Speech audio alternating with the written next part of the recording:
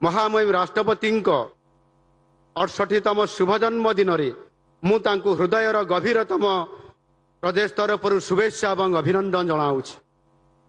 राष्ट्रपति महोदया आपणकर सारा जीवन माँ भारतीर सेवारे उत्सर्गीकृत त्याग सेवा और समर्पणर आपण हेउचंती मूर्तिमंत प्रतीक। आपणकर शांत सरल जीवन हेउछि एक आध्यात्मिक शक्तिर प्रतीक। यही मयूरभंज जिलार एक अनामधेय जनजाति अधुषित ग्रामरू जीवनर यात्रा आरंभ करी देशर सर्वोच्च संवैधानिक पद अलंकृत करने कौन एक चमत्कार नुहे। यह आपणकर कठिन परिश्रम उत्सर्गीकृत जनसेवा एवं देशर संवैधानिक विधि व्यवस्था आपणकर ये पूर्ण विश्वास आपण सारा देशर महिलांकर पई प्रेरणार एक महान उत्स।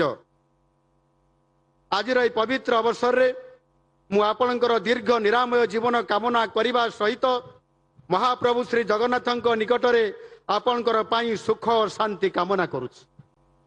महामहिम राष्ट्रपति 68तम शुभ जन्मदिन मु तांकु हृदयर गभीरतम प्रदेश तरफ शुभेच्छा और अभिनंदन जनाऊँ।